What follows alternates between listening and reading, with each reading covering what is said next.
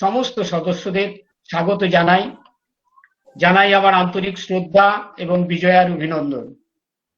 বিশেষ করে স্বাগত জানাই আমাদের আজকের বক্তা, বিশিষ্ট সমালোচক অধ্যাপক সঞ্জয় মুখোপাধ্যায়কে। এই ওয়েবিনার আয়োজন করার কৃতিত্ব আমাদের সহকর্মী অধ্যাপক সন্দীপন সেনের নেতৃত্বে IQAC এর এবং সেমিনার কমিটির, বিশেষ করে জয়িতার। আর এই সমস্ত অনুষ্ঠানের পেছনে অকুণ্ঠ সমর্থন ও সহযোগিতা রয়েছে আমাদের গভর্নিং বডি এবং বিশেষ করে আমাদের গভর্নিং বডির প্রেসিডেন্ট ডক্টর কোরক কান্তি চাকি মহাশয়। তাদের সবাইকে আমাদের কৃতজ্ঞতা জানাই। এছাড়া আমার কৃতজ্ঞতা রইল আরো আমাদের সহকর্মীরা যারা এই অনুষ্ঠানকে সাফল্যমণ্ডিত করার জন্য অসম্ভব পরিশ্রম করে চলেছেন, তাদেরও। এই বক্তৃতা আমাদের IQAC প্রত্যেক বছরই আয়োজন করে থাকে, কিন্তু এবার একটু বিশেষ পরিস্থিতিতে এই অনুষ্ঠান হচ্ছে। আশা করি আমরা সবাই এই বিষয়টা মানিয়ে নিতে পারবো এবং আমি আশা রাখছি এই ওয়েবিনার আমাদেরকে সমৃদ্ধ করবে। ধন্যবাদ। করব দেবজ্যোতি বর্মন সম্পর্কে কিছু বলার জন্য এবং সেই সঙ্গে আজকের বক্তা অধ্যাপক মুখোপাধ্যায়কে আমাদের সকলের সঙ্গে পরিচিত করার জন্য। আজকে আমরা এখানে মিলিত হয়েছি, আমাদের মাননীয় অধ্যক্ষ ডক্টর প্রদীপ কুমার মাইতি যেমন বলেছেন, আজকে আমরা মিলিত হয়েছি আমাদের কলেজের যে বার্ষিক বক্তৃতা সভা অনুষ্ঠিত হয়, দেবজ্যোতি বর্মন মেমোরিয়াল লেকচার, সেই দেবজ্যোতি বর্মন স্মারক বক্তৃতা উপলক্ষে আজকে আমরা এখানে সবাই সমবেত হয়েছি। আজকে আমাদের বক্তা বিশিষ্ট সমালোচক অধ্যাপক সঞ্জয় মুখোপাধ্যায়, কিন্তু তার আগে আমরা যার নামে এই বক্তৃতা নামাঙ্কিত সেই অধ্যাপক দেবজ্যোতি বর্মন সম্পর্কে আপনাদের একটু দু চার কথা বলে নিই। দেবজ্যোতি বর্মন ছিলেন আনন্দমোহন কলেজের প্রথম স্থায়ী অধ্যক্ষ। তার আগে যিনি আনন্দমোহন কলেজের অধ্যক্ষ ছিলেন তিনি স্থায়ী অধ্যক্ষ ছিলেন না, তখন সবে সিটি কলেজ ভেঙে আনন্দমোহন কলেজ হয়েছিল। তিনি অস্থায়ী অধ্যক্ষ ছিলেন, কিন্তু আনন্দমোহন কলেজের প্রথম স্থায়ী অধ্যক্ষ ছিলেন দেবজ্যোতি বর্মন। এটা তার প্রথম পরিচয়। তার দ্বিতীয় পরিচয় হলো তিনি নানান গুণে গুণী মানুষ ছিলেন এবং তার অপরিসীম পাণ্ডিত্য ছিল। তিনি 11টি বিষয়ে তিনি MA পাশ করেছিলেন। সেই 11টি বিষয়ের মধ্যে ছিল রাষ্ট্রবিজ্ঞান, দর্শন, প্রাচীন ইতিহাস, ইসলামিক ইতিহাস, আধুনিক ইতিহাস, অঙ্ক, আইন, বাংলা, সংস্কৃত, ইংরেজি, হিন্দি।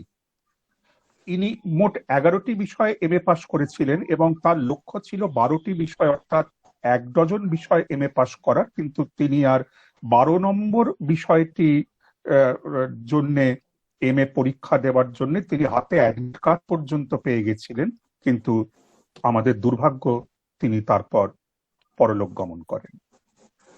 আর তিনি স্বাধীনতা সংগ্রামী ছিলেন। তিনি ব্রিটিশ সাম্রাজ্যের বিরুদ্ধে স্বাধীনতা সংগ্রামে অংশগ্রহণ করেছিলেন এবং বিভিন্ন জেলে তিনি বন্দী ছিলেন, তার মধ্যে বক্সা ফোর্ট, যেটা ব্রিটিশ শাসকদের অত্যাচারের জন্য খুব বিখ্যাত ছিল, সেই বক্সা ফোর্টেও তিনি বন্দী হিসেবে কাটিয়েছিলেন। আর যুগবাণী বলে একটা পত্রিকার তিনি সম্পাদনা করতেন, সেই যুগবাণী পত্রিকার সম্পাদনা করতেন। তার সঙ্গে ক্যালকাটা ইউনিভার্সিটি সিনেটের মেম্বার হয়েছিলেন এবং একটা সময়, যতদূর জানি আমি, একটা সময় তিনি শিক্ষা কমিশনেরও মেম্বার হয়েছিলেন খুব অল্প সময়ের জন্য। তো যাই হোক, এই হচ্ছে দেবজ্যোতি বর্মনের পরিচয়। তিনি নানান গুণে ভূষিত ছিলেন, নানান গুণ তার ছিল। আর আজকে আমরা যাকে বক্তা হিসেবে পেয়েছি, আজকে যাকে আমরা, আর এই কথাটা বলে দেওয়া দরকার যে আমরা আমাদের কলেজ থেকে নিয়মিত এই বক্তৃতা সভার আয়োজন করে থাকি। প্রথমবার দেবজ্যোতি বর্মন স্মারক বক্তৃতার বক্তা ছিলেন বিভূতিভূষণ বন্দ্যোপাধ্যায়ের পুত্র তারাদাস বন্দ্যোপাধ্যায়। এবং তারপরে বিভিন্ন সময় সোহরাব হোসেন, পলাশ বরণ পাল, অধ্যাপক স্বপন চক্রবর্তী আমাদের এই এই দেবজ্যোতি বর্মন স্মারক বক্তৃতায় বক্তব্য রেখে গেছেন। আজকে যাকে আমরা বক্তা হিসেবে দেখছি, অধ্যাপক সঞ্জয় মুখোপাধ্যায়, তিনি নিজে নানান পাণ্ডিত্যে আকর, তিনি নানান গুণে ভূষিত। একটা কথা বললে আপনারা বুঝতে পারবেন যে তিনি যাদবপুর বিশ্ববিদ্যালয়ে ইলেকট্রিক ইঞ্জিনিয়ারিং এর ডিগ্রি নিয়েছিলেন, কিন্তু তারপর যাদবপুর বিশ্ববিদ্যালয়ের ফিল্ম স্টাডিজ বিভাগের অন্যতম প্রতিষ্ঠাতা ফ্যাকাল্টি ছিলেন। অর্থাৎ যাদের হাত ধরে যাদবপুর বিশ্ববিদ্যালয়ের ফিল্ম স্টাডিজ বিভাগ গড়ে উঠেছিল তাদের মধ্যে সঞ্জয় মুখোপাধ্যায় ছিলেন অন্যতম। এবং শুধু চলচ্চিত্রবেত্তা হিসেবে নয়, সাহিত্য এবং সংস্কৃতির এবং সমাজবিদ্যার নানান স্তরে তার অবাধ গতায়াত। তাকে আমরা বক্তা হিসেবে পেয়ে অত্যন্ত। এখন আমি কলেজের পক্ষ থেকে অধ্যাপক সঞ্জয় মুখোপাধ্যায়কে অনুরোধ করব যে তিনি তার বক্তব্য আমাদের সামনে রাখুন। অধ্যাপক সঞ্জয় মুখোপাধ্যায়। আজকে আমাকে দেবজ্যোতি বর্মন স্মারক বক্তৃতার জন্য আমন্ত্রণ জানিয়েছেন, এতে আমি অত্যন্ত অনুগৃহীত বোধ করছি। বস্তুত দেবজ্যোতি বর্মন একসময় আমাদের শিক্ষার সঙ্গে যে মতাদর্শগত ভাবনা জড়িয়ে থাকতো, সাংগঠনিক ভাবনা, দেবজ্যোতি বর্মন তার অন্যতম প্রতীক। শুধু স্বাধীনতা সংগ্রামী হিসেবে নন, এমনকি শিক্ষা সংগঠক হিসেবেও। এমনকি যে পত্রিকার কথা বলা হলো, সেই পত্রিকাতেও তিনি সত্যি বিশ্বাস করতেন যে খবরের কাগজ বা নবীন প্রজাতন্ত্রে কাজ করতে পারে। আজকে এগুলো অনেক অতীত বিষয়, কিন্তু এখনো যে আনন্দমোহন কলেজ তাদের প্রথম অধ্যক্ষকে স্মরণ করে চলেছেন, এই জন্য তাদের কৃতজ্ঞতা জানাই। আমার বিশেষ শ্রদ্ধা জানাই অধ্যক্ষ ডক্টর প্রদীপ মাইতিকে, অধ্যাপক সন্দীপ গণানন্দ প্রসঙ্গে। সেটাকে একটু ব্যাখ্যা করা প্রয়োজন, একটু বিস্তার করাও প্রয়োজন। তার আগে বলা প্রয়োজন যে আমরা কতগুলো সিদ্ধান্তে পৌঁছে আছি ইতিমধ্যেই। যে এক, আমাদের যে আধুনিকতার প্রধান তিন কবি মাইকেল মধুসূদন দত্ত, রবীন্দ্রনাথ ঠাকুর, তার সঙ্গে তৃতীয় নাম জীবনানন্দ দাশ সংযুক্ত হয়েছেন। অথচ জীবনানন্দ বিষয়ে আমাদের সত্যিকারের অনুসন্ধান খুবই কম। এর একটা কারণ হতে পারে এই যে জীবনানন্দ নিজের জীবন সম্পর্কে নানাবিধ কুসংস্কার এবং গোপনীয়তাকে প্রশ্রয় দিয়েছেন, এবং আরেকটা হতে পারে সমকাল তার সম্পর্কে নিতান্তই উদাসীন ছিল। এ বিষয়ে কোনো সন্দেহ নেই। জীবনানন্দ দাশের জীবৎকালে তার অনেক সহকর্মী তার নামটিকেই সঠিকভাবে উচ্চারণ করার প্রয়োজনীয়তা বোধ করতেন। জীবনানন্দ দাশ অনেক ক্ষেত্রে জীবানন্দ দাশ হয়ে গেছেন। এবং জীবনানন্দ দাশ যে মার্জনা করে কবিতা লিখতেন, এ বিষয়েও অনেকের সন্দেহ ছিল। বাংলার একজন বিখ্যাত কবি তার মৃত্যুর পরে পাণ্ডুলিপি দেখে বলেছেন, তো আশ্চর্য, লোকটা কাটাকুটি করে।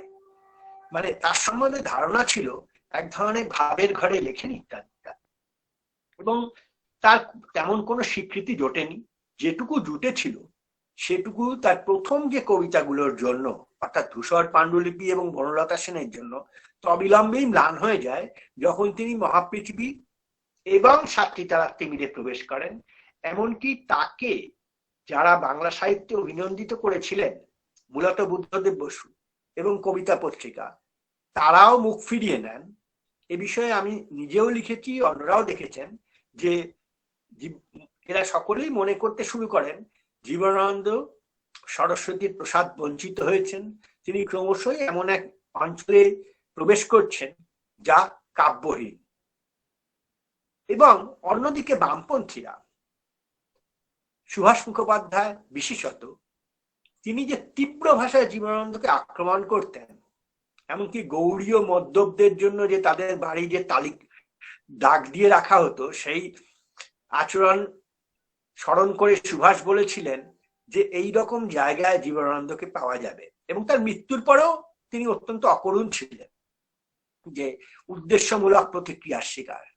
কিন্তু আজ এতদিন পরে দেখা যায় যে কত জিনিস কত ধুলায় চলে গেছে, এবং জীবনানন্দ দাশ আজ আমাদের সামনে শতাব্দীর এক মূল্যবান স্তম্ভ হয়ে রয়েছে। আমি অলৌকিক পায়চারি এই জায়গাটা ব্যবহার করতে চাইছি এই কারণে যে জীবনানন্দ দাশ যখন তার বিখ্যাত কবিতা সমূহ ছেড়ে আসছেন, তারপর থেকেই অলৌকিক পায়চারি শুরু হয়েছে। জীবনানন্দ দাশের কবিতা বলতে আমরা কি বুঝি? সাধারণ মানুষ যারা সাহিত্যের অধ্যাপক নন বা সাহিত্যের ছাত্র নন, তার সবচেয়ে বিখ্যাত কবিতা বনলতা সেন। এই কবিতার বিভিন্ন পংক্তি বিজ্ঞাপনে ব্যবহৃত হয়েছে, এবং এই কবিতা আজ পর্যন্ত জীবনানন্দ দাশ বললেই বনলতা সেনের কথা আসে। আমি যখন নিজে জীবনানন্দ দাশের প্রথম বই কিনি, তখনও জীবনানন্দ দাশ তত প্রচারিত হননি। এটা 1968 সালের শেষের কথা বলছি। আমি একটি দোকান থেকে এই বইটি কিনেছিলাম দক্ষিণ কলকাতা, যেখানে কিন্তু সত্যজিৎ রায় কয়েকটি বই কিনতেন। সেই দোকানের মালিকের বক্তব্য ছিল, জীবন দাশের ধূসর পাণ্ডুলিপি কোথায় আছে দেখে দেন। এবং জীবনানন্দকে যে জীবন দাস বলা যায়, এটা 1968 সাল অব্দি চালু ছিল। জীবনানন্দের বিচ্ছুরণ ঘটলো জনমানসে যখন 1971 সাল এলো, এবং রূপসী বাংলা সূত্রে, বাংলার মুখ আমি দেখিয়াছি, এত বিখ্যাত হয়ে গেল বাংলাদেশ মুক্তিযুদ্ধের সূত্রে যে তা কবিতার নির্দিষ্ট গণ্ডি ছাড়িয়ে এমনকি গণজ্ঞাপনের মাত্রায় চলে গেল। ঋত্বিক ঘটক দুর্বারগতি পদ্মায় জীবনানন্দ দাশের আবার আসিব ফিরে আবৃত্তি করলেন স্বকণ্ঠে, এবং জীবনানন্দ এখন যে মহিমায় প্রতিষ্ঠিত তা আস্তে আস্তে তার প্রতিকৃতি থেকে স্পষ্ট হয়ে উঠল। কিন্তু কথা হলো যে কোন জীবনানন্দ? আমরা যখন জীবনানন্দের কথা বলি, আমরা খেয়াল করি না যে জীবনানন্দ এমনকি বনলতা সেন কবিতাটিতেও যেভাবে আমরা রোমান্টিক সৌন্দর্য ভেবে ওই কবিতাটিকে ধরেছি, তেমন ভাবে লেখেননি। বা শিল্পের যেমন বহু মাত্রা থাকে, অন্য মাত্রাগুলোই জরুরি, কিন্তু আমরা যখন দেখেছি তখন চুল তার কবেকার অন্ধকার বিদিশার নিশা, মুখে তার শ্রাবস্তির কারুকার্য, হাল ভেঙে যে নাবিক হারাইছে দিশা, সবুজ ঘাসের দেশ যখন সে চোখে দেখে দারুচিনি দ্বীপের ভিতর, তেমনি দেখেছি তারে অন্ধকারে, বলেছে সে এতদিন কোথায় ছিলেন, পাখির নীড়ের মতো চোখ তুলে নাটোরের বনলতা সেন। এই যে লেখাটা আমরা দেখলাম, আমি স্মৃতি থেকে বলছি, কখনো কোনো শব্দ ভুল হতে পারে।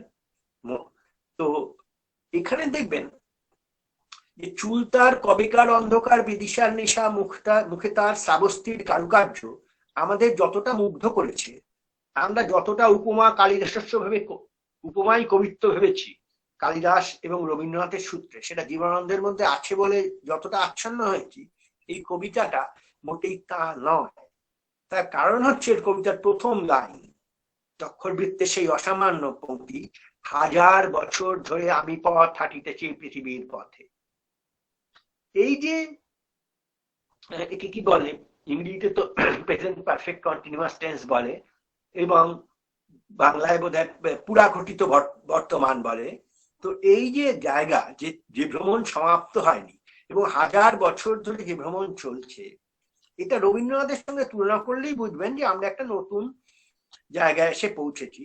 ধরুন রবীন্দ্রনাথের স্বপ্ন কবিতাটাকে যদি আমরা ভাবি, যেখানে রবীন্দ্রনাথ তার প্রেমিকাকে দেখতে চাইছেন, কিন্তু সেটা আমি চলচ্চিত্রবিদ্যার সঙ্গে সংযুক্ত বলেই বলছি যে ক্রমান্বয়ে ব্যাকওয়ার্ড ডিজলভ হতে হতে দূরে, বহু দূরে স্বপ্নলোকে উজ্জয়িনীপুরে, খুঁজিতে গেছুনু কবে শিপ্রা নদী তীরে, মোর পূর্ব জনমের প্রথম প্রিয়ারে। এইভাবে রবীন্দ্রনাথ বিশ্বাসী করেন যে এই সৌন্দর্য জোড়াসাঁকোতে আবির্ভূত হতে পারেন না, ফলে তাকে অতীতের আশ্রয় নিতে হয়। এবং যখন তিনি প্রণয়িনীর সঙ্গে মিলিত হন, তার ধ্বনি সম্ভ্রমও অন্যরকম। হে বন্ধু আছো তো ভালো, নাম দুহাকার দুজনে ভুলিয়া গেছি, নাম মনে নাই আর। এবং যখন কবিতা শেষ হয়, তখনও রবীন্দ্রনাথ জানেন যে যখন তিনি ফিরে আসবেন, তখন আর সেই উজ্জয়িনীর অম্লান সৌন্দর্য থাকবে না। শিপ্রা নদী তীরে আরতি রজনীর অন্ধকার উজ্জয়িনী করে দিল লুপ্ত একাকার, দ্বীপ দ্বার পাশে কখন নিভিয়া গেল দুরন্ত বাতাসে, শিপ্রা নদী তীরে আরতি থামিয়া গেল শিবের মন্দিরে। এই জায়গা, অর্থাৎ রবীন্দ্রনাথ একটা অলৌকিক পশ্চাৎভ্রমণ করেন, কিন্তু তার যাত্রা সমাপ্ত হয়। তিনি জানেন যে এই দেখাকে তিনি বর্তমানে সন্নিবিষ্ট করতে পারবেন না। আর জীবনানন্দ দাশ পরবর্তী সভ্যতার জীব বলেই তিনি জানেন এই দেখা একই সঙ্গে বর্তমানেও দেখা হবে। অর্থাৎ রবীন্দ্রনাথের কালপর্বেক ভজন আছে, রবীন্দ্রনাথ জীবনানন্দের নেই। তিনি যখন এত ভ্রমণের পরে হঠাৎ এতদিন কোথায় ছিলেন বলেন, তাতে আমার মনে হয় আমার কোনো ছাত্রী আমাকে 4 নম্বর গেটে যাদবপুর বিশ্ববিদ্যালয়ে দেখে এই প্রশ্নটা করছে। এবং দেখবেন নাটোরের মতন একটা অকাব্যিক নাম এবং বনলতা সেনের মতন কি 6 মাত্রার সম্পূর্ণ নাম দিয়ে তিনি বনলতাকে যেমন পার্থিব শরীরই করে তোলেন, একেবারে স্থানিক করে তোলেন, আর তারই সঙ্গে 1000 বছর ধরে হাঁটাটা যুক্ত হয়ে যায়। এই যে সাইমালটেনিয়াস ইকুয়েশন অফ টাইম যা শুরু হয়, এই জিনিসটা জীবনানন্দ দাশের পক্ষে একটা প্রাথমিক অভিজ্ঞান, একটা দ্বিতীয় পর্বের জীবনানন্দকে চিনে রাখা।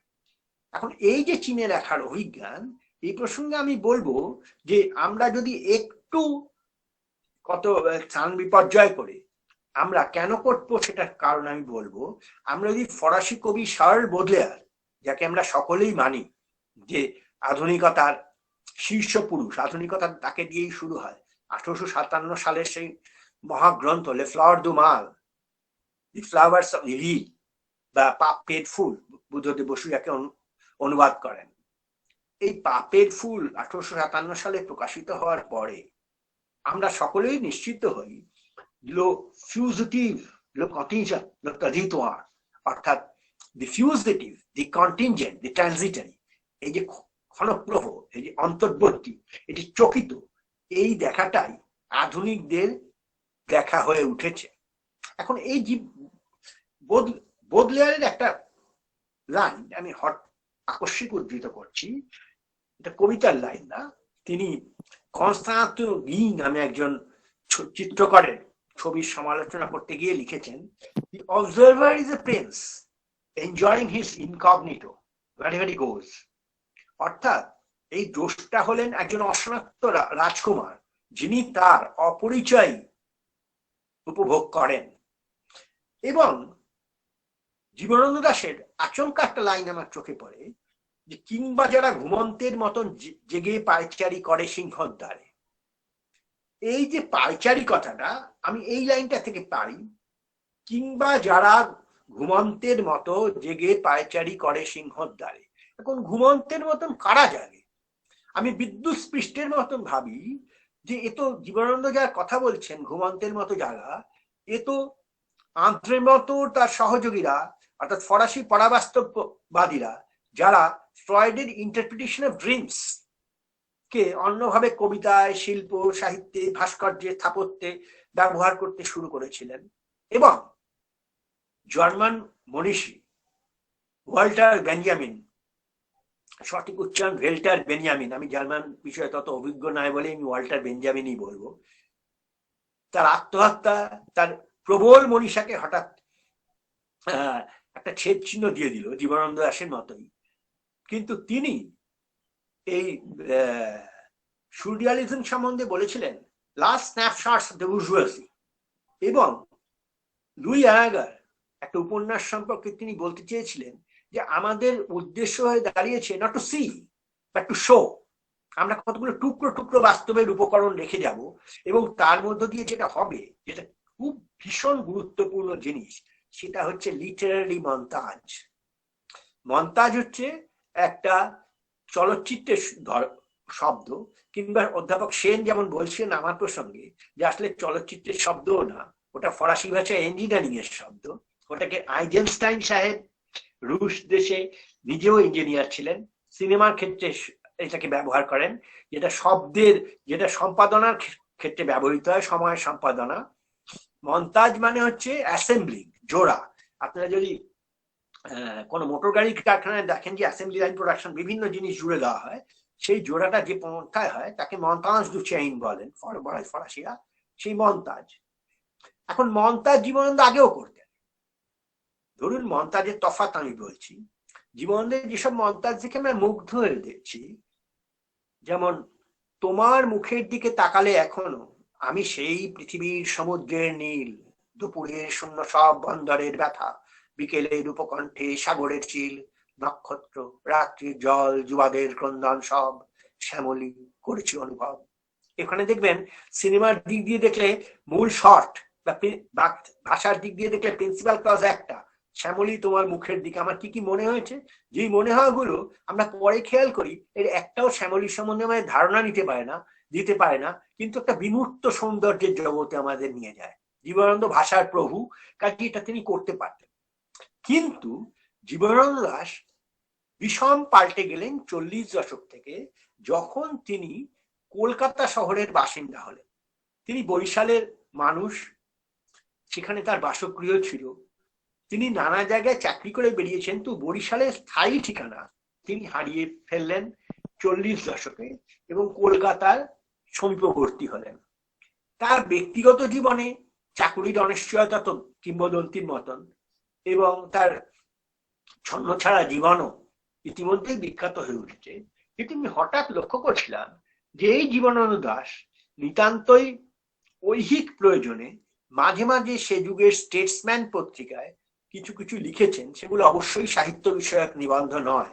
তিনি সাহিত্যকে কখনোই খবরে কাগজে নিয়ে যেতে চাইতেন না, পারতেনও না।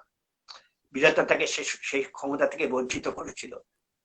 তো তিনি দি সিটি নামে একটা লেখায় লিখছেন যে despite important differences, Calcutta seemed as if intricate map of body and mind would be laid often to bear a rather near resemblance to Paris.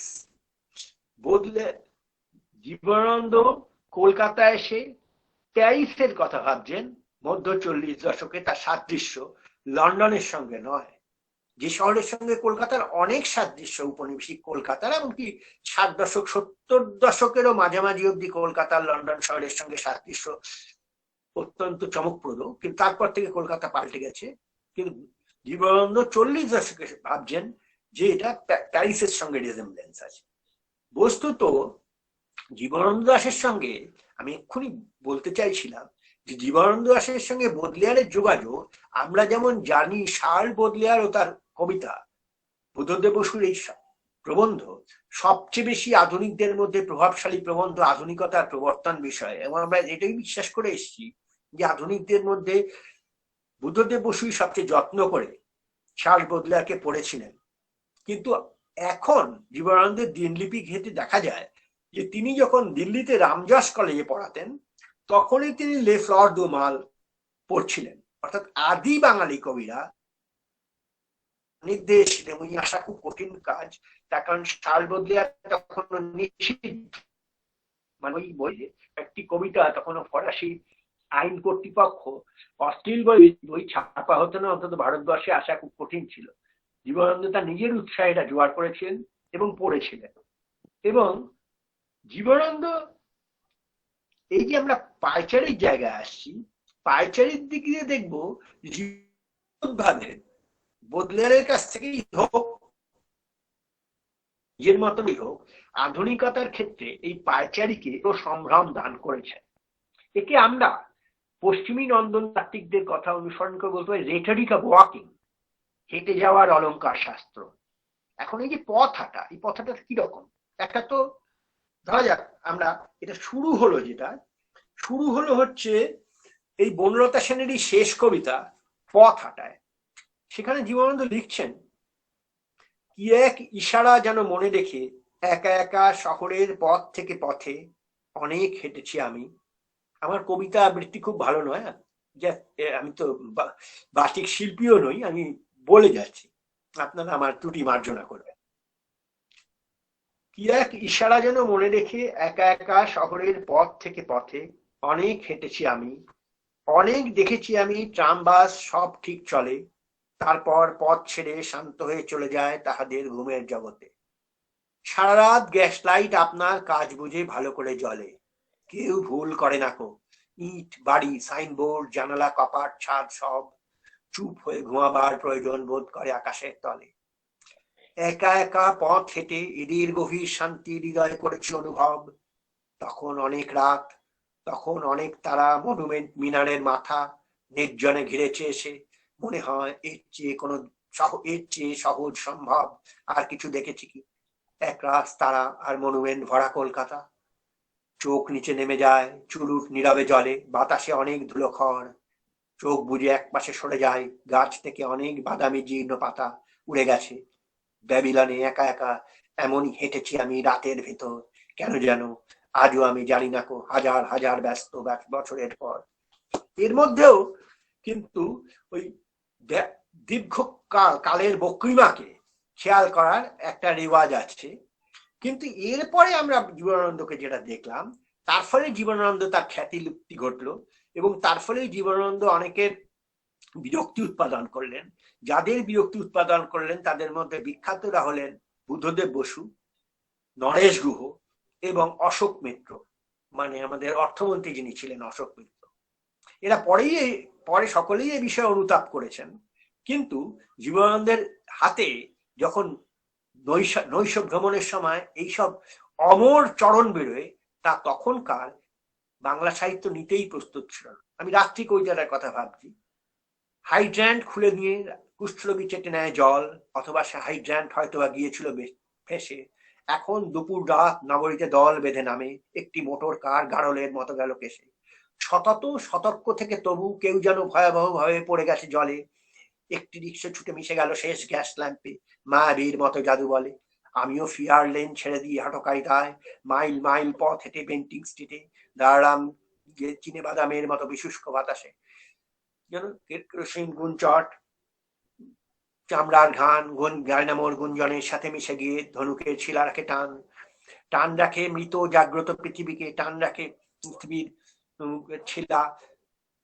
লোক আওড়ায় গেছে মৈত্রাই কবে, রাজ্য জয় করে গেছে অমর আত্মিলা। নিতান্ত নিজের সুরে তবুও তো উপরের জানলার থেকে গান গায় আধো জেগে ইহুদি রমণী।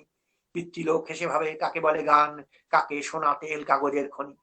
নগরীর মহৎ প্রাপ্তিকে তার মনে হয় লিবিয়ার জঙ্গলের মতো। তবুও জন্তুগুলো আনুপূর্ব অতি বৈতনিক, বস্তুত কাপড় পরে লজ্জাবশত। এই যে ঘৃণা এবং বিদ্বেষ, এই যে আধুনিক সভ্যতাকে ধিক্কার, রাজা লিয়ারের মতো, এই জিনিস জীবনানন্দ যিনি বনলতা সেন লিখেছেন তার হাত থেকে বেরোবে, এটা সমকালীন পেলব নন্দন তত্ত্ব কোমল লিরিক যারা লেখেন তারা আশাই করতে পারছেন না। এবং সাতটি তারা তিমির, সেই তিমির যা জীবনানন্দ দাস যেখানে দেখতে পাচ্ছেন, জায়গাটা লক্ষ্য করুন। এই জায়গাটায় বাঙালিরা সাধারণত যায় না, তো বটেই, নৈশ ভ্রমণেও যায় না। এই জায়গাটা হচ্ছে এই বেন্টিং স্ট্রিট বা টেলটি বাজার, যেখানে বাঙালিদের সংখ্যা অত্যন্ত কম। আমি মধ্য 40-এ বলছি, এখানে বাঙালি থাকতোই না। সেখানে জীবনানন্দ দাস প্রায় মধ্যরাতে ঘুরছেন, সম্পূর্ণ একটা অপরিচিত জায়গা। এবং সেইখানে এই যে একটি রিক্সা ছুটে মিশে গেল শেষ গ্যাস ল্যাম্প, মায়াবীর মতো জাদু বলে, এই যে গ্যাস ল্যাম্প কথাটা বিশেষভাবে আসছে এবং কতগুলো অপরিচয়ের জগৎ মাঝে মাঝে জীবনানন্দ তুলে ধরছেন তার কবিতায়। যেখানে তুলে ধরছেন সেগুলো গার্হস্থ মধ্যবিত্ত মদিরতা নয়। এক নম্বর, এটা ঠিক যে তার দাম আমাদের দেশে সব আলোচনা করা হয় না, কিন্তু আমার মনে হয় এটা একজন কবির জীবন বা একজন ঔপন্যাসিকের জীবন বা লেখা আলোচনা করতে গেলে এগুলো করতেই হবে। তার দাম্পত্য জীবন অশান্তির ছিল এবং মোটেই মধুর ছিল না, ফলে অনেক সময় তাকে বাড়ির বাইরে থাকতে হতো এবং এই পায়চারির আশ্রয়ে তিনি অনেক সময় বাধ্যতামূলক ভাবে নিতেন। কিন্তু জীবনানন্দের পায়চারি একটা অন্যরকম পায়চারি, অর্থাৎ তিনি খুব হেলে দুলে হাঁটা বা ধীর প্রলম্বিত হাঁটা হাঁটতেন না।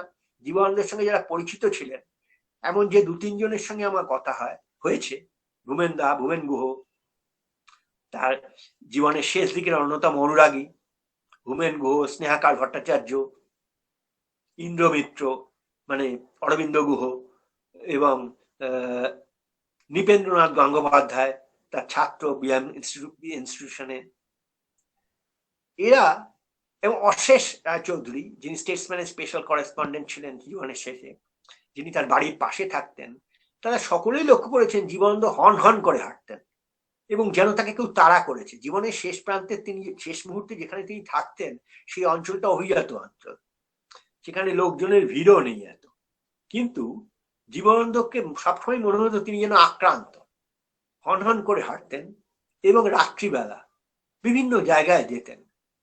সচরাচর কবি সমাজে কখনো মিশতেন না, যে কারণে তার জীবন সম্পর্কে মানুষের ধারণা এত কম।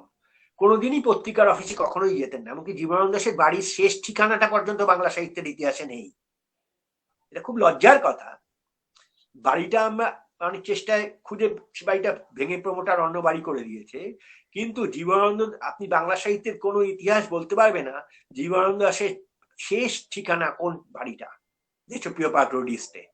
এখন জীবনানন্দ নিজেকে এতই প্রিন্স অফ ইনকগনিটো হিসেবে রাখতেন যে তিনি তার বাড়ির ঠিকানাও লোককে জানতে দিতেন, এবং সেই বাড়ির অদূরেই, কিন্তু অদূরে মানে গোটা 3-4 বাস স্টপের পরে 3:30 হবে, বুদ্ধদেব বসুর 202 নম্বরের কবিতা ভবন, ডোভারল্যান্ড রাসবিহারী এভিনিউর মোড়ের বাড়ি, সেখানেও জীবনানন্দ দাশ বেশি যেতেন না। এই যে জীবনানন্দ দাশের নৈশ ভ্রমণ, এই নৈশ ভ্রমণটা মোটামুটি ভাবে বোদলেয়ারের নৈশ ভ্রমণের সঙ্গে তুলনীয়। বোদলেয়ারের সঙ্গে জীবনানন্দ দাশের আরো কতগুলো মিল আছে। বোদলেয়ার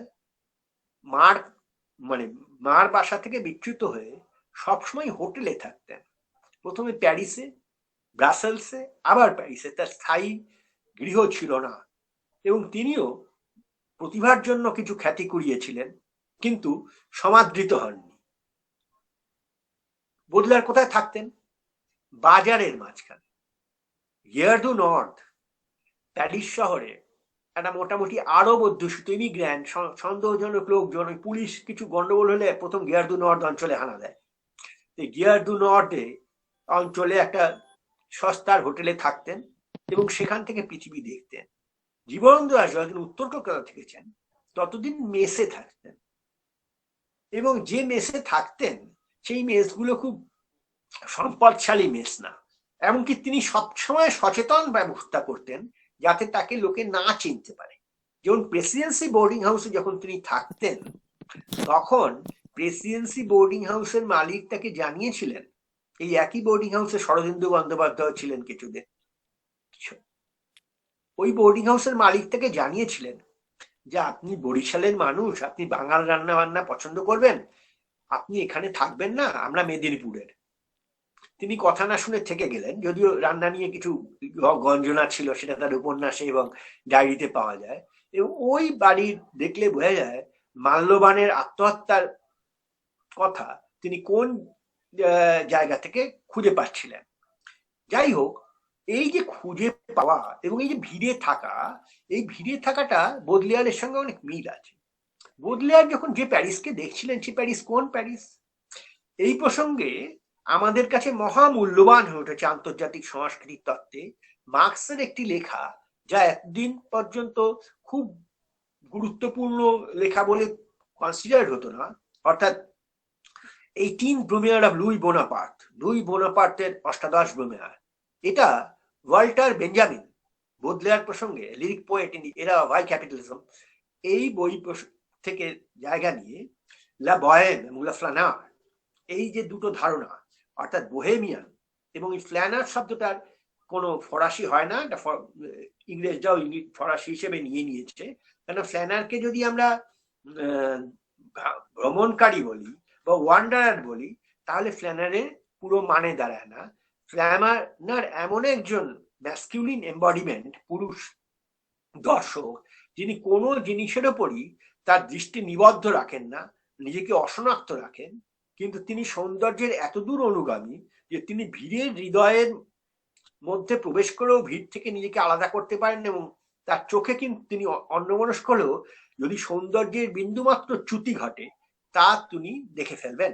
যেখান থেকে ফরাসি ড্যান্ডি কথাটা এসছে, ড্যান্ডি কথাটা ফরাসি যে ব্যঞ্জনা আর ইংরেজি যে ব্যঞ্জনা তা আলাদা আলাদা। আমরা ইংরেজিতে ডিকশনারিতে দেখি ফুলবাবু মানে ড্যান্ডি না, ড্যান্ডি মানে যিনি সৌন্দর্যের সার অনুধাবন করেছেন, যদিও উচ্চারণ সেক্ষেত্রে দাঁড়ি হবে।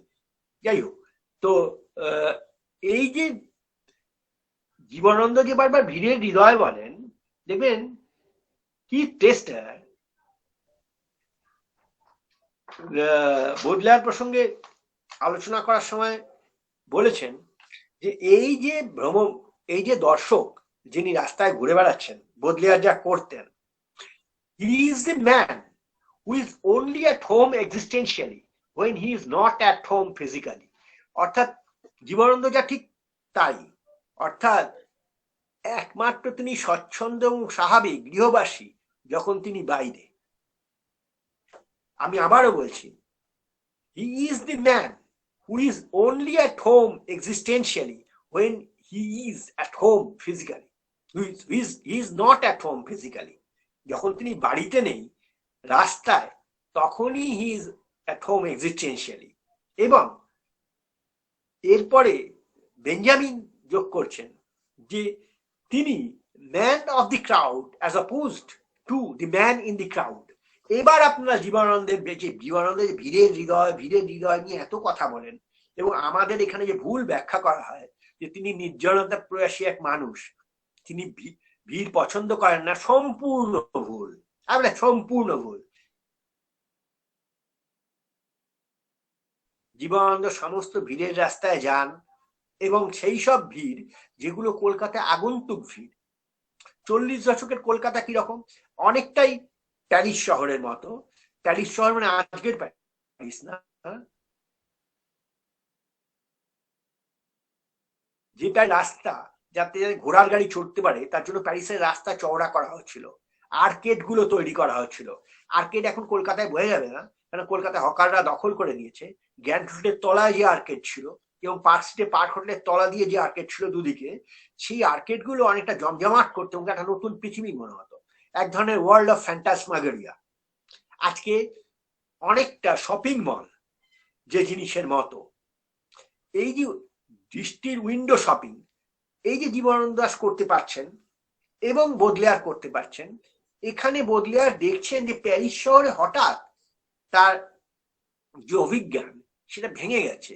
সেখানে প্রচুর আগন্তুক, উজবুক, ষড়যন্ত্রকারী ইত্যাদিরা এসে ভিড় করেছেন, এবং কার্ল মার্কস এদের কথা তার অমর পংক্তিতে লিখে গেছেন পারি কমিউনের সংগঠক হিসেবে। এই যে চায়ের নির্দোষ ক্যান্টিন, এই যে ক্যান্টিন গুলো, রেস্তোরাঁ গুলো, এবং যেখানে উজবুক এবং ভাবগুরেরা ভিড় করে, মানে France will be saved by idlers লেখা হয়, এই তার আইডলার্স, অনেক লোক অলস, কাজহীন। কলকাতা ছিল ব্রিটিশ সাম্রাজ্যের দ্বিতীয় রাজধানী। 40 দশকের যে সংকট, প্রথম ধরুন 42-এর আন্দোলন ইত্যাদি ইত্যাদি, নেতাজি সুভাষ বসুর অন্তর্ধান, 43-এর মন্বন্তরের পর থেকেই কলকাতায় কে আসছে, কোথা থেকে আসছে, কিভাবে আসছে কেউ জানে না।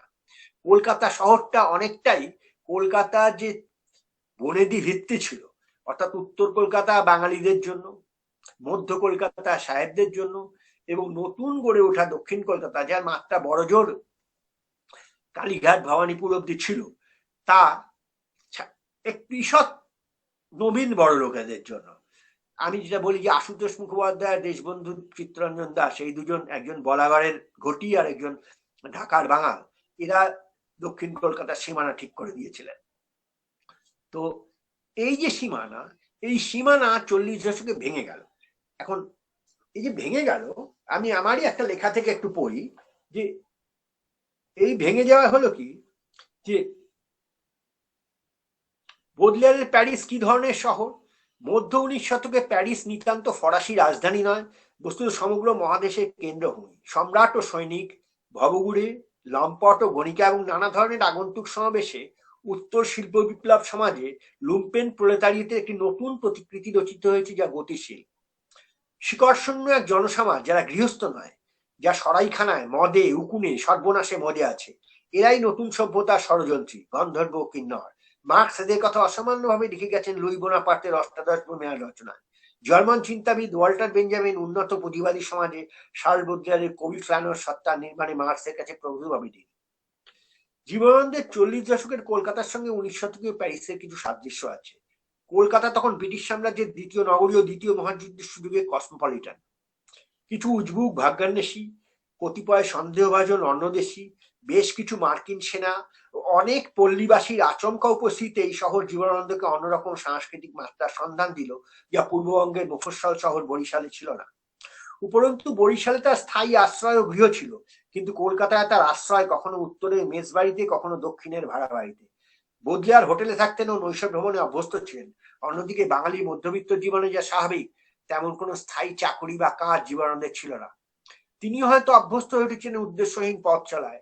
তার অসুখী দাম্পত্য জীবন হয়তো তার শহর পরিক্রমা, বিশেষত রাত্রির সফরে সহায়ক হয়ে থাকবে। বন্ধুহীন, স্বজনহীন এই একাকী পথ হাঁটা এই শতাব্দীর কিছু মৃত্যুহীন স্বর্ণগর্ভ ফসল বুনে দিল, এই দাবি করার সময় মনে রাখতে হবে এই পথ হাঁটা এক ধরনের প্রাচ্যপন্থী ফ্ল্যানি, যা পথের মানচিত্রকে টেনে নেয় ইতিহাসে। এবং বস্তুত এই যে তিনি হাঁটছেন এবং হাঁটতে হাঁটতে কখনো কখনো আবার ফিরে যাচ্ছেন সেই গ্রামীণ জীবনে, তাদের কথা বলে আমি লিখেছিলাম যে আমাদের দেশে একদল সরলমতি সমালোচক আছেন যারা বুঝতেই পারেন না জীবনানন্দে কি করে গ্রাম ও শহর মাঝে মাঝেই অবস্থান বদলায়। পুঁজিবাদের এই অবক্ষয়ী অবস্থায় কবি একজন যিনি alternately tends his ear to the forest and to the masses, এরকম একজন পিয়ের দুপম। আমি অবশ্যই ওয়াল্টার বেঞ্জামিনের কাছে ঋণী এই কবির জন্য। বোদলেয়ার তার কাব্য সংকলনের ভূমিকা লিখেছিলেন শতপ্রবৃত্ত হয়ে। কলা কৈবল্যবাদ প্রসঙ্গে বোদলেয়ারের স্ববিরোধিতাও সুপরিজ্ঞাত, বস্তুত জীবনানন্দের লেখাতেও এরকম গোধূলি সন্ধি দুর্লভ নয়। এভাবেই জীবনানন্দ নিমতলা, রাজাবাজার, চিতপুর, ফিয়ার্সল্যান্ডের হিরণ্যপ্রভরা রাত্রিকে খুঁজে পান।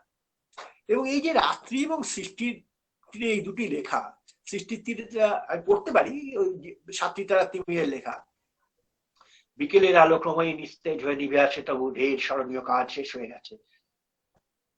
এদিকে মানুষ না মাছিদের গুঞ্জরণময় যে লেখা দুটি শহর পরিক্রমার মরণোত্তীর্ণ স্থাপত্য। জরায়ু পর্যন্ত মধ্যরাত্রিকে অনুসরণ করতে করতে জীবনানন্দ পৌঁছে গিয়েছেন এক রহস্যময় এবং আতঙ্কজনক জলবায়ুতে। ভূগোলের এইসব মলিন এলাকা ভূতলবাসীদের মাতৃভূমি। অবাক লাগে জীবনানন্দ স্বভাব বিরুদ্ধ দ্রুত কোলাজে ভাষার এরকম উইন্ডো শপিং গড়ে তুলেছেন। নগরীর মহৎ রাত্রিতে যেরকম সন্দেহভাজনদের ভিড়, প্রান্তিক চরিত্রদের বিন্যাস, আলোর আচ্ছন্ন তাপ ও দেওয়ালের পাশে দাঁড়িয়ে থাকা সমগ্র লেখাটিতে একটি গোয়েন্দা কাহিনীর মেজাজ এনে দিয়েছে। অষ্টাদশ রুমেয়ার এরকম নিচুতলার মানুষজনের প্রচুর ছবি আঁকে।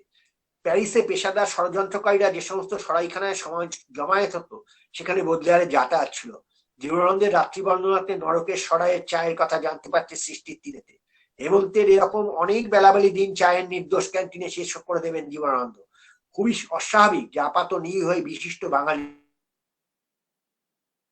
প্রোগ্রামী হিংস্রতা। তার কবিতায় যারা জড়ো হয়েছে তার গগন, বিপিন, শশী, ইয়াসিন, হানিফ, মকবুল, নিশ্চয়ই গ্যালি স্ট্রিট, এন্টালিও, মানিকতলা, কিন্তু তার বাইরে আপিলা চাপিলার মতো অপরাধ প্রবণরাও আছে। তা আমাদের কাব্যে একটি অপরিচিত ভ্রমণ বৃত্তান্ত। 40 দশকের কলকাতার অস্থির আর্থসামাজিক পটভূমিও তার মুখশ্রীর পুঁজিবাদী রক্ত চলাচল এরকম দেখাকে প্রশ্রয় দেয়। আমি আরো বলবো যে ভারতচন্দ্র রায়, ঈশ্বরগুপ্ত বা সমস্যের নাগরিক, কিন্তু জীবনানন্দের নাগরিকতা সেরকম নয়। তার সাহরিক ভ্রমণের যে বৃত্তান্ত পাওয়া যায়, আপনি যে কবিতাগুলো পর পড়ে যান, তাহলে একমাত্র মিল আপনি পাবেন এই শতাব্দীর এক মহত্তম কবি কাব্যগ্রন্থ পোয়েটা নিউয়েল ইয়ার্ক, ফেদেরিকো গার্চিয়া লোরকার 1929 সালে নিউ ইয়র্ক থেকে লেখা কবিতা। স্প্যানিশ কবি, নিউ ইয়র্কে গিয়ে খুব অসহায় বোধ করেছিলেন। তার হার্লেম, কিং অফ হার্লেম, এই জাতীয় লেখা আমরা সবসময় ধর্মগ্রন্থের মর্যাদা দিয়ে পড়ি। আমরা পড়বো রাইনার মারিয়া রিলকে, যিনি অগস্ট গুস্তাভ রদা, বিখ্যাত ভাস্কর, তার সচিব হিসেবে কিছু কাজ করেছিলেন। প্যারিসে তিনি যে আতঙ্ক, ত্রাস অনুভব করেছিলেন রাস্তায়, একটা অবাক কাণ্ড। আপনি লক্ষ্য করে দেখবেন জীবনানন্দ দাশ ইংরেজি ভাষা নেবে, তার ভুল হওয়ার কথা না। তিনি যখন আমিও ফিয়ারলেন ছেড়ে দিয়ে হঠকারিতায় লেখেন, আমি নিজে দেখেছি, আপনারাও দেখবেন, ফিয়ার্সলেন, রাস্তাটা ফিয়ারলেন কোনোদিনই ছিল না। PHEARS, ফিয়ার্সলেন। এখন তো বাংলাতেও লেখা আছে, সে যুগে বাংলাতে লেখা ছিল না। কিন্তু জীবনানন্দ দাশ ফিয়ারলেন বলার লোক না। তাহলে বলেছেন কেন? বলেছেন তার কারণ যে বোদলেয়ার যে ভীতি তরঙ্গের কথা বলেন প্যারিস প্লেনে, 1959 সালের কবিতা, যেগুলি একেবারে ইন্টেস্টিনস অফ সিটি লাইফ, শহরের অন্ত্রপ্রদেশ, যে ভূতল প্রদেশ দেখান, যেটা দস্তায়েভস্কি পরে 1866 সালে যখন নোটস ফ্রম দি আন্ডারগ্রাউন্ড লেখেন, পাতালের চিরকুট, নেভস্কি প্রসপেক্ট, মস্কোর সেন্ট পিটার্সবুর্গের মূল রাস্তা নিয়ে, এই একই জিনিস জীবনানন্দ দাশ মধ্য কলকাতা নিয়ে যে কাজ করেছেন, তাতে শহরের এই ধরনের পরিবর্তমান মুখচ্ছবি, কি করে পুঁজিবাদ একটা শহরকে পাল্টায় এবং একটা নতুন জনগোষ্ঠী, তার নতুন চেহারা কিভাবে ইতিহাসের সঙ্গে কবিতা হাত ধরাধরি করে তৈরি হয়, সেটা জীবনানন্দ দাশ নির্মাণ করছেন। এবং এই নির্মাণ করছেন এটা ঠিকই যে তিনি নেরভালের মতোই মনে করতেন দক্ষিণ কলকাতার তার জীবন সম্পর্কে যে যা আমার দরকার তা ঠিক নিঃসঙ্গতা নয়, কিন্তু এলোমেলো হেঁটে বেড়ানোর স্বাধীনতা। এবং এই যে এলোমেলো হেঁটে বেড়ানোর স্বাধীনতা, যখন জীবনানন্দ দক্ষিণ কলকাতায়, যখন তিনি একটি মানে পারিবারিক জীবন যাপন করেন, তখনও দুর্ভাগ্যবশত তিনি আর্থিক কারণেই বাড়ি ভাড়া দিয়ে দিচ্ছিলেন এমন একজন সন্দেহজনক মহিলাকে। তার বিষয়ে বিশেষ কিছু না বলাই ভালো, তিনি পেশাদার রমণী ছিলেন। ফলে বদলিয়ারের সঙ্গে তার আশ্চর্য একটা মিল হচ্ছে এই, তার শ্রেষ্ঠ কবিতা অনেকগুলোই বাড়ির বাইরে লেখা হয়েছে রাস্তায় পায়চারি করার সময়। কেন এই ভদ্রমহিলা অনেক রাত অব্দি তার ঘরে অতিথি আসত এবং তারা নানা রকম নাচ গান বাজনা ইত্যাদি করত, এবং তার ফলে জীবনে অতিষ্ঠ হয়ে উঠেছিলেন। তারাশঙ্কর বন্দ্যোপাধ্যায় একদিন কমলা বিলাস যে দোকানটা আছে, তামিল বিখ্যাত রেস্তোরাঁ, তার সামনে জীবনানন্দ দাশের সঙ্গে দেখা হয়। জীবনানন্দ দাস থেকে হঠাৎ এগিয়ে গিয়ে বলেন, আপনার হাতে গুন্ডা আছে? এতে তারাশঙ্কর খুব চমকে যান যে জীবনানন্দ দাস গুন্ডার খোঁজ করছেন কেন। কিন্তু আসলে হচ্ছে জীবনানন্দ অতিষ্ঠ হয়ে, মানে কি করে তুলবেন তাও বুঝতে পারছেন না। তার লেখা প্রায় বন্ধ হয়ে গিয়েছিল, তার জানলা বন্ধ থাকতো, তার ঘরে এমনি খুব আসবাবপত্র কম ছিল, এক ধরনের অভিমান ছিল তার অস্বীকৃতির ফলে। আমাকে কবি মনীন্দ্র রায় নিজে বলেছেন, ইংরেজির অধ্যাপক হিসেবে আপনাদের ভালো লাগতে পারে, যে তিনি দেখা করতে যাওয়ায় দেখলেন যে জীবনানন্দ মাটিতে বসে খাতা দেখছেন। তখন যেরকম নীল লাল পেন্সিল থাকতো, সেই নীল লাল পেন্সিল দিয়ে জীবনানন্দ কথা বলতেন না। খাতা দেখছেন? তার দীর্ঘক্ষণ বাদে উত্তর এলো, হ্যাঁ, বিএর অনার্সের ইংরেজির। অর্থাৎ জীবনানন্দ দাশগুপ্ত, মনীন্দ্র রায় যিনি সিপিআই এর লোক, তাকে প্রমাণ করার চেষ্টা করছিলেন যে তোমরা আমাকে যেরকম এলেবেলে ভাবো তা নয়, আমি ইংরেজি পড়াই এবং অনার্সের খাতা দেখি। এই ধরনের অভিমানী তিনি ছিলেন।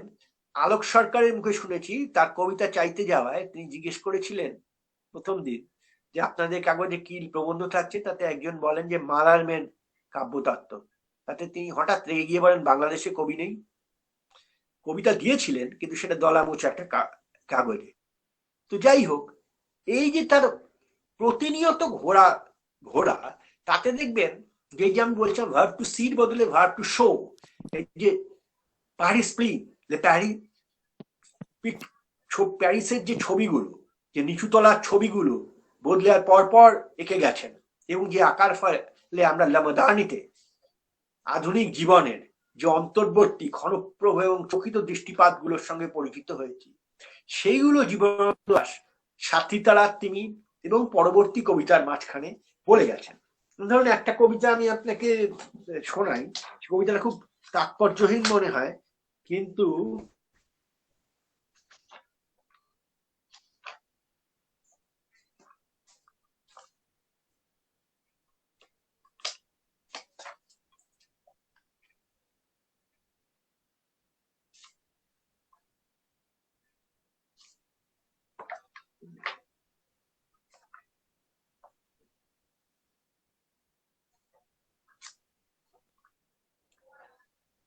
একটি পয়সা আমি পেয়ে গেছি আহিরিটোলায়, একটি পয়সা আমি পেয়ে গেছি বাদুর বাগানে, একটি পয়সা যদি পাওয়া যায় আরো, তবে আমি হেঁটে চলে যাব মানে মানে। বলে সে বাড়ায় দিল অন্ধকারে হাত। আগাগোড়া শরীরটা নিয়ে এক কানা যেন বুনে যেতে চেয়েছিল তাঁত, তবুও তা নুলো শাখারির হাতে হয়েছে করাত। একটি পয়সা আমি পেয়ে গেছি মাঠ কোটা ঘুরে, একটি পয়সা আমি পেয়ে গেছি পাথুরিয়া ঘাটা, একটি পয়সা যদি পাওয়া যায় আরো, তাহলে ঢেকির চাল হবে কলে ছাটা। বলে সে বাড়ায় দিল গ্যাস লাইটে মুখ, ভিড়ের ভিতরে তবু হ্যারিসন রোডে আরো গভীর অসুখ, এক পৃথিবীর ভুল বিক্রির ভুলে এক পৃথিবীর ভুল চুক। এখন এই কবিতাটাকে আমরা অত গভীরভাবে নিই, হ্যারিসন রোডে আরো গভীর অসুখ, এই জিনিসটাকে আধুনিকরা সকলেই গ্রহণ করেছিলেন, কিংবদন্তি প্রতিম লাইন বাংলার। কিন্তু আপনি দেখুন যে ভিকিরি জিনিসটা, বেগার, এই যে রাস্তায় আমরা যাদের ভিক্ষা করতে দেখি, যে কুষ্ঠরোগী যাদের কথা জীবনানন্দ বলছেন, এবং যাদের কথা জীবনানন্দ দাশের কবিতা আসাই উচিত নয়, এবং এই যে বাদুর বাগান, পাথুরিয়া ঘাটা, এইসব যে উত্তর কলকাতার অঞ্চলগুলোর কথা তিনি বলছেন, এই ভিকিরি, এ তো 40 দশকে অর্থনৈতিক সংকট কলকাতা শহরে এত ভিকিরি আমদানি করলো। এবং এই যে একটি পয়সা করতে করতে সংগৃহীত চাল কোনো চাল কলে ভাঙা হতে পারে, এই যে ধারণা, এবং হ্যারিসন রোডে উনি যাদের দেখতেন, এই যে বিকেলের বারান্দার থেকে সব জীর্ণ নরনারী চেয়ে আছে পরন্ত রোদে পারে সূর্যের দিকে অন্তহীন মন্ডলের মতো বেলোয়ারি, যা আজকেও আমি প্রেসিডেন্সি বোর্ডিং হাউসের যে ঘরে উনি থাকতেন, 16 নম্বর ঘর, বা কখনো 16 নম্বর না হলে 4 নম্বর ঘরে, সেখান থেকে হ্যারিসন রোডটা দেখলে, এই পশ্চিম দিকে তাকালে বিকেলের দিকে এই অন্তহীন মন্ডলের মতো বেলোয়ারি যে জনস্রোত, যে অ্যানোনিমাস ফেস, এবং দেখবেন এই অ্যানোনিমিটি যেটা জীবনানন্দ দাশ যা বলেছেন আমরা খেয়ালই করিনি। পুতুল নাচের রীতি কথা যদি খেয়াল করেন, একই সময় এটা বাংলা সাহিত্যের পক্ষে একটা বিরাট সৌভাগ্য যে ধূসর পাণ্ডুলিপি জীবনানন্দ দাশের সেই অর্থে প্রথম কবিতার বই এবং মানিক বন্দ্যোপাধ্যায়ের পুতুল নাচের রীতি কথা একই বছর প্রকাশিত হয়, 1936 সাল। মানিক বন্দ্যোপাধ্যায়ের পুতুল নাচের রীতিকথায় Shashi Das doctor medical college থেকে পাশ করে যেদিন প্রথম ফরিদপুরের বাজিতপুরের গাউদিয়া গ্রামে প্রথম পদার্পণ করে, যা আসলে বাস্তবতার দিক দিয়ে পল্লীতে গমন, সেটা আসলে শহরে পুনরাগমন। এবং এখানে একটা মারাত্মক জায়গা আছে যেখানে বিন্দুর বাপের বাড়িতে না থাকা এবং কলকাতায় ফিরে আসা বিষয়ে অনামী রহস্যের কথা আছে। মানিকবাবুর আধুনিকতা নিয়ে যারা লেখেন তারা এগুলো কিছুতেই বুঝতে পারেন না যে মানিকবাবুও কলকাতা শহরকে চিনতে পেরেছিলেন, যে কলকাতা শহর যে পাল্টে যাওয়া, তার যে সাহরিক উপস্থিতি তৈরি করেছিলেন কলোনিয়াল রুলাররা, সেই পরিচিতি ভাঙছে। সেই অন্তর্বর্তীকালীন প্রতিবেদন দেওয়ার জন্য বাঙালির ইতিহাস দুজন মহান লেখককে ডেকেছিল, একজন মানিক বন্দ্যোপাধ্যায়, একজন জীবনানন্দ দাশ। এখন জীবনানন্দ দাস হ্যারিসন রোডে আরো গভীর অসুখ, এটা আমাদের অনেক দিনের জন্য অপেক্ষা করতে হয়েছে। আজকে ধরুন সত্যজিৎ রায় 100 বছর চলছে, আমি অনেক সময় ভাবি, এবং আমার একটা প্রিয় জায়গাও, যে অপু, আমার বাবা, অনেকেরই, আপনাদের বাবারাও, আমরা যারা গ্রামে বেসিক্যালি মূলত তো আমরা গ্রামবাসী, এক জেনারেশনের শহর থেকে এসে উপস্থিত হয়েছে, এবং আমার তো ব্যক্তিগতভাবে কলকাতা শহরের প্রতি কোনো প্রীতি নেই, সুযোগ থাকলে আমি সেখানে আবার ফিরে যেতাম। তো যাই হোক, এখন এই যে অপু মনসাপোতা গ্রাম থেকে শিয়ালদা স্টেশন হয়ে এসে দাঁড়ালো, সত্যজিৎ অনেকক্ষণ হ্যারিসন রোডের দিকে ক্যামেরা ঠিক করে রাখেন, পরিষ্কার আমরা দেখি হ্যারিসন রোড, কিন্তু সেটা বড় কথা নয়। হ্যারিসন রোডটা লেখাটার উপরে সত্যজিৎ ক্যামেরা অনেক থাকে। এখন আজকে যারা আপনারা দেখেন তারা ঠিক বুঝতে পারবেন না, ডিজিটাল ক্যামেরায় অনেকক্ষণ থাকলে খরচা বেশি হয় না। সত্যজিৎ রায় যে সময় যে ক্যামেরা দিয়ে ছবি তোলা হতো, যে হেভি ভিশুয়াল ক্যামেরা, তাতে এবং যা মেটেরিয়াল সেলুলয়েড, তাতে প্রচুর খরচা। সত্যজিৎ রায় এতক্ষণে দেখাচ্ছেন কেন এই হ্যারিসন রোড? তার কারণ হ্যারিসন রোডে দুটো অস্তিত্ব আছে, আধুনিকতার দুটো ফেজ আছে। একটা হচ্ছে এনলাইটেনমেন্ট ফেজ, এই যে অপু গ্লোভ হাতে হ্যারিসন রোডে এসে দাঁড়ায় এবং তারপরে সে মুদ্রণালয়ে যায়, যেটা বিভূতিভূষণ বন্দ্যোপাধ্যায় ছিল না। বিভূতিভূষণ বন্দ্যোপাধ্যায় অখিল বাবুর জন্য কোনো পেশা নির্দিষ্ট করেননি, সত্যজিৎ রায় করলেন। কেন করলেন? সত্যজিৎ রায় আমাদের আধুনিকতার যে ছকটি আঁকছিলেন, তার মধ্যে এই যে মুদ্রণালয় ইউরোপে যে বিপ্লব তৈরি করেছিল গুটেনবার্গ ছায়াপথ, সেই ছায়াপথই ভারতীয় আমাদের ভারতীয় চেতনার উন্মেষকে চালু করেছিলেন। একজন পোস্ট কলোনিয়াল সিটিজেন, একজন উত্তর উপনিবেশিক নাগরিক অপূর্ব কুমার রায় কিভাবে মানুষ হয়ে উঠবে কোট আন কোট, সেটা হ্যারিসন রোড দিয়ে পটুয়াটোলা লেনে গিয়ে সমাপ্ত হয়। কারণ আমাদের সকলেরই প্রায় সেই রকমই যাত্রা। কিন্তু জীবনানন্দের হ্যারিসন রোড এক না, জীবনানন্দের হ্যারিসন রোডে আরো গভীর অসুখ। জীবনানন্দ আধুনিকতার যে কেদজ কুসুম তা ফুটে উঠতে দেখেছেন, সে অর্থে জীবনানন্দ অনেক গভীর এবং তার নরক সন্ধান অনেক তীব্র। এইভাবে যদি আপনি জীবনানন্দ দাশকে দেখেন, সাত্রী তারা তিমিরকে, তাহলে আপনি, আজ আমার মনে হয়, আমি হয়তো অনেকক্ষণ বলে ফেলেছি, আমি জানিও না কতক্ষণ, মানে প্রায় সন্দীপান আমাকে বাধা দেবেন একটু, এতক্ষণ ধরে সময় নষ্ট করানো উচিত না। একটা জিনিস আমার মনে হয়, এই যে বন্ধুহীন, স্বজনহীন, খ্যাতিহীন, সহজীবীরা যাকে বিদ্রুপ আর ব্যঙ্গ ছাড়া কিছুই উপহার দেয়নি তার কবিতা নিয়ে, যার কোনো স্বীকৃতি ছিল না, শুধুমাত্র তার মৃত্যুর পরে তাকে নিয়েই সাহিত্য একাডেমি পুরস্কার চালানো হলো, এবং মরণোত্তর জীবনানন্দ দাশ কি যা হাসি রাশি ছড়িয়ে গেলেন আর সাহিত্য একাডেমি পুরস্কারের ওপর। আজকে তিনি বাংলা কবিতা যেখানেই প্রচলিত সেখানেই বন্দিত। আমি ভাবি যে এই যে তার নৈশভ ভ্রমণ, এই যে যেসব অঞ্চল অপরিচিত সেখানে নিজেকে লুকিয়ে রেখে তাকে দেখা। জীবনের শুরুতেও যিনি এরকম বলেছিলেন, তুমি তা জানো না কিছু, না জানিলে আমার সকল গান তবুও তোমারে লক্ষ্য করে। আমরা এটাকে সামান্য প্রেম গীতি হিসেবে ভেবেছিলাম, এটা পড়ার ভুলে তাই তুমি তা জানো না কিছু, না জানিলে আমার সকল গান তবুও তোমাকে এবার করতে হবে। এই কয়ের ওপরে একটা অ্যাপোস্ট্রফি এস আছে, করে, আমি নই। আমি করলে এটা সাধারণ প্রেম পাত্র হয়ে যেত।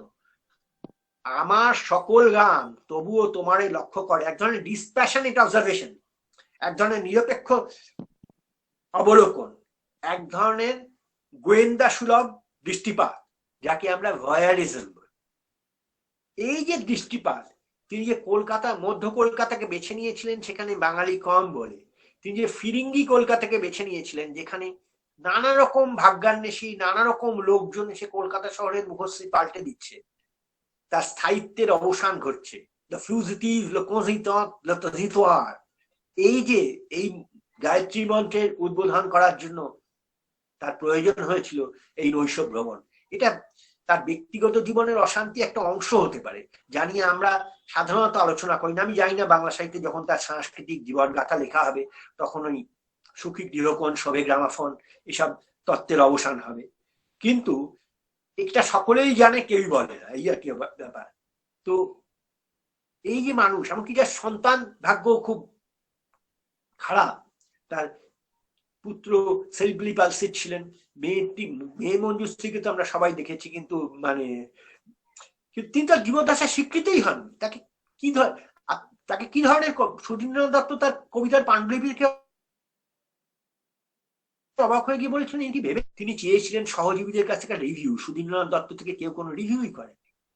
প্রমথ চৌধুরীর কাছে তিনি খুব বিনীতভাবে ধূসর পাণ্ডুলিপি জমা দিয়ে অপেক্ষা করেছিলেন। যে রবীন্দ্রনাথ সকলের প্রতি সদয়, তিনি বুদ্ধদেব বসুকে চিঠিতে লিখেছিলেন যে ধূসর পাণ্ডুলিপি কবিতা চিত্ররূপময়, কিন্তু জীবনানন্দ দাশকে কোনো একটা তিরস্কার করেছিলেন 2 লাইনে, বা পরামর্শ দিয়েছিলেন। সম্ভবত জীবনানন্দের মা কুসুম কুমারী ওই একই পরামর্শ দেন, যে জন্য রবীন্দ্রনাথকে লেখা জীবনানন্দের চিঠিটা আমরা পড়ি, যে কেন অশান্তিও, যেখানে জীবনানন্দ প্রায় বলতে চেয়েছেন অশান্তি যে আঘাত করে তাই তো বিনা বাজে, কিন্তু রবীন্দ্রনাথ মূল কি লিখেছিলেন তা জানি না। প্রমথ চৌধুরী তো রিভিউ করতে অস্বীকারই করেছিলেন, যার কোনো প্রশংসা জীবদ্দশায় হলো না। তিনি প্রায় র্যাবো যেভাবে বদলিয়ারের পর বলেছিলেন যে কবিদের কবি, সত্যদ্রষ্টা, প্রকৃত ঈশ্বর যেন। আমাদের কাছে এই সন্ধ্যায় সন্দীপন সেন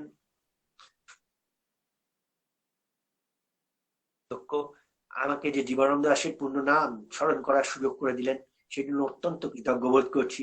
আমার মনে হয় আমার সহকর্মীরা বিরক্ত হয়ে উঠেছেন, কারণ তারা তাদের নির্দিষ্ট সময়সীমা আমি অতিক্রম করে যেতে পারি। আমার মনেও হচ্ছে আমি একটু বেশি সময় বলে ফেলেছি, কিন্তু আপনারা মানে এই ফ্ল্যানারি এখন পশ্চিমী নন্দনতত্ত্বে আলাদা করে গবেষণার বিষয়। সুজান বাক মরিস বা ওয়াল্টার বেঞ্জামিন সম্পর্কে বিস্তৃত লেখা হচ্ছে।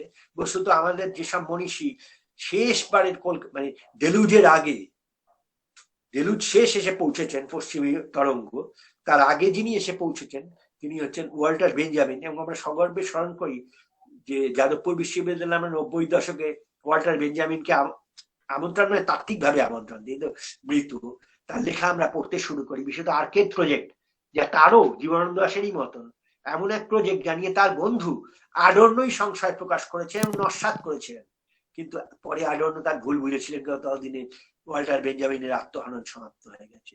আজ ভাবি যে কতদূর আঘাত পেলে জীবনানন্দ মনেও মননে এই আত্মহত্যাকে পরিকল্পনা করছেন, দিনের পর দিন সাপের সঙ্গে ট্রাম লাইনের তুলনা করে।